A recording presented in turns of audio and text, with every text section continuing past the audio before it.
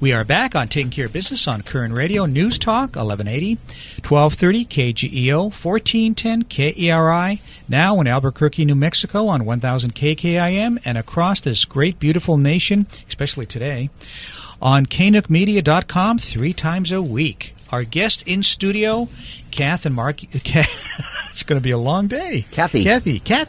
You can't buy these in the mail. You got to get them form-fitted to get them to work.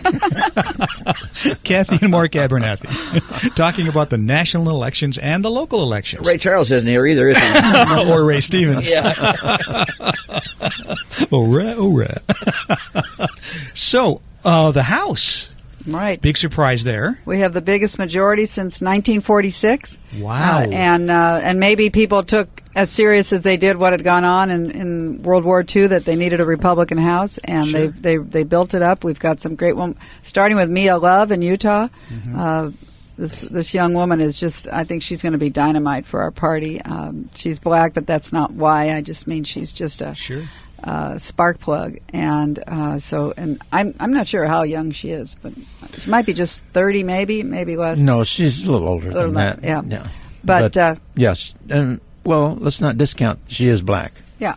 And she is very well spoken. She is very articulate. Yeah, she is very conservative. She is understanding of the conservative viewpoints. We talked about how our country was founded on the principles, and she has those. She can explain them. And this is what will give her great influence.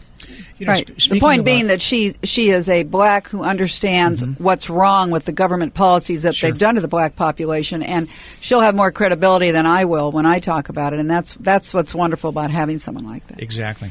Speaking of women, just recently elected, Joni Ernst, is that her? How they Joni from Iowa. Right. I think my prediction is she's going to be a force in the party for a long time. I see her running for president someday. She just, she's got that charisma, she's got the background, and I love her attitude. I mean, she just... Oh, she's one tough cookie, but she doesn't look like a hardened woman like most of the Democrat, I'll have to say. I mean, yeah. They have that attitude. Yeah, she reminds me a little of a female Ronald Reagan in a way, in a lot of ways. So, her positive attitude. Well, she knows how to cut pork. Yes, she We know does. that. Yeah. But she also has a military background. So currently we took 7 seats in the Senate. Right. And possibly a couple more. I guess we're looking at Alaska and Louisiana. Right. Your opinion on both of those? Alaska is looking very good. I mean, we have the margin there. I know that's a slower count for some of the outlying areas, but the bulk of the population is in Anchorage, and that's easier to count. The runoff in Louisiana will be December 12th.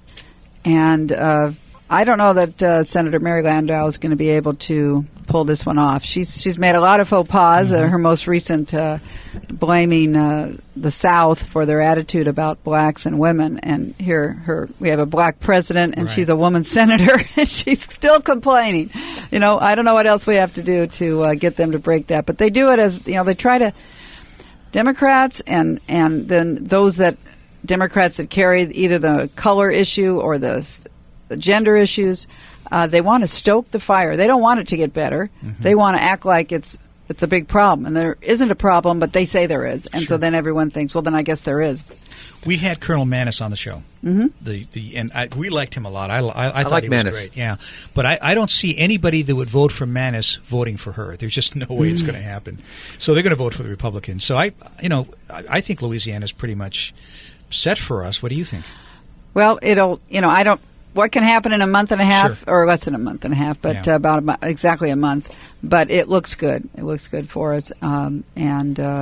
It's Cassidy is the Congress. Cassidy, the likely new senator out of there. So then we'll have 9 new Republican senators, and healthy margin. And of course, the president wants to get his new attorney general in. Now he's going to probably try to use this lame duck session. If I was the Republicans, I'd just get out of town.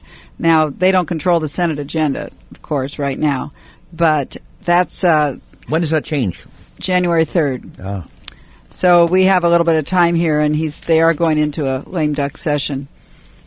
But so that will be an issue. I think the important part of the Senate, the House handles the purse strings. The Senate has two things. International issues are handled more by them, and the appointment of judges and other high-level appointments. And people don't think about that enough, but that is really the direction of the country, is these judges.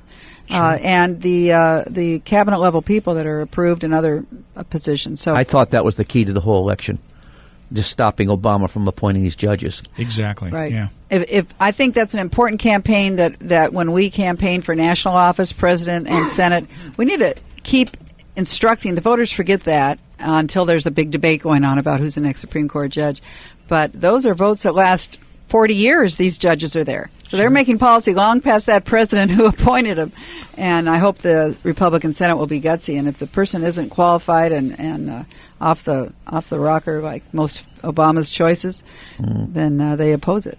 Well, assuming that whoever wins in 2016 will win again, so you've got 8 years, that person's going to replace a lot of Supreme Court justices, because all these guys are in their 70s and early 80s. There's going to be a lot of replacements in the next 5 to 6 years in the Supreme Court. So that's another reason why 2016 is so important. Sure it is.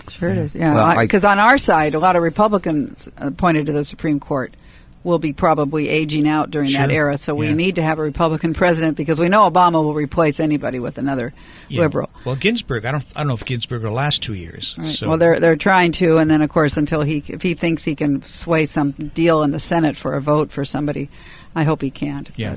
Question I have, I think, is on everybody's mind: immigration reform. Do you think the president's going to sign a bill? No, I don't think he's going to sign a bill. He is going to try executive order. He will open the gates, and he will do it himself if the Republicans in the House and Senate don't stop him. There's no way to stop that you know of? Impeachment is the first way. Does that have to be done before he does an executive order, or after he does an executive order? Well, you have to have a reason to impeach him, so he has to do something. Yeah, I think it's a reason. If he does what he said he's going to do, I think that tips the scale that he should be impeached. But they've pretty much taken that off the table, haven't they? The Republicans have said they're not going to do that. Yeah, it is a political decision, not a legal or moral or policy decision. Sure. Purely political is Republicans. Should we impeach him? Yeah. By all rights, we should get him out of there as fast as we can. But politically, what should we do? It will look bad on us in a lot of ways if we say, okay, now we got the power, and as soon as we got the power, we're going to impeach him. Right. No, the Republicans have to be patient, swallow hard, pin themselves to their seats and say, don't go and do something quite so off the wall. Sure.